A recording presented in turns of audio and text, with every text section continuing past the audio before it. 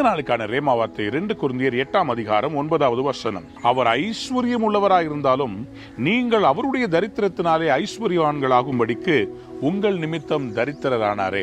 அன்பான தேவனுடைய பிள்ளைகளே, இன்னைக்கு ஆண்டவர் உங்களை ஐஸ்வர்யவான்களாக மாற்ற விரும்புகிறார். எதற்காக ஆண்டவர் சிலுவையிலே தன்னுடைய வஸ்திரங்களை கூட இழந்து தரித்திரரை போல காணப்பட்டார்? காரணம், உங்களை அவர் ஐஸ்வர்யவானாக மாற்றும்படிக்கு. அன்பான தேவனுடைய பிள்ளைகளே, நான் ஒரு தகப்பன், எனக்கு பிள்ளைகள் இருக்கிறாங்க. என் பிள்ளைகளை எப்படியாவது ஆசீர்வாதமா இருக்கிறதுக்காக நான் எதையும் தியாகம் செய்து நான் வேலை செய்ய மாட்டேனா? அது மாதிரிதான் நம்முடைய பரமபிதாவும் நம்மை ஐஸ்வர்யவானாக்க விரும்பினார். ஆகவே அவர் என்ன பண்ணார்? தன்னுடைய குமாரனாகிய கிறிஸ்துவை அனுப்பினார்.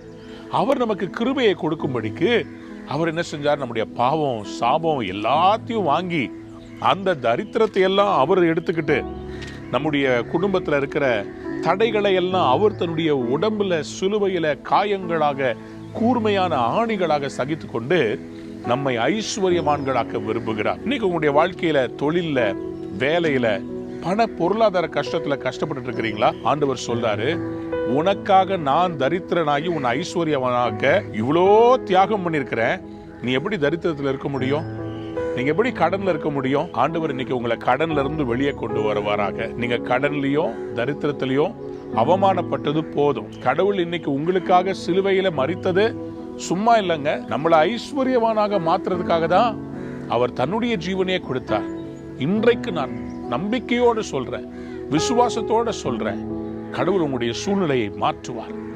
நீங்கள் துவண்டு போய் விடாதீர்கள். தற்கொலை எண்ணங்களை கைவிட்டு விடுங்கள். நிச்சயமாக கர்த்தருடைய வாழ்க்கையை துளிர்க்க செய்வார். ஒரு மரத்துல இருக்கிற இலையெல்லாம் உதிர்ந்து போயிருச்சுன்னா மரம் செத்து போயிருந்தாங்க இல்லைங்க.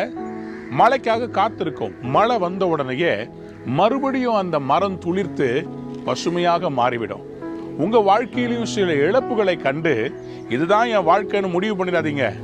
உங்களுக்காக தன் ஜீவனையே கொடுத்தவர் உங்கள் தேவைகளை சந்திக்காமல் இருப்பாரா? ஐஸ்வர்யவானா உங்களை மாற்றுவார்.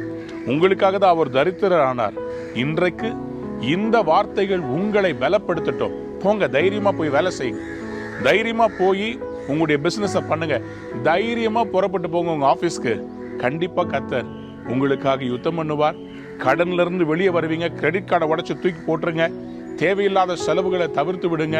கண்ணில் பார்க்கறதெல்லாம் வாங்கிடாதீங்க. பொறுமையா இருங்க. கர்த்தர் உங்களை ஐஸ்வர்யமான மாற்றுவார்.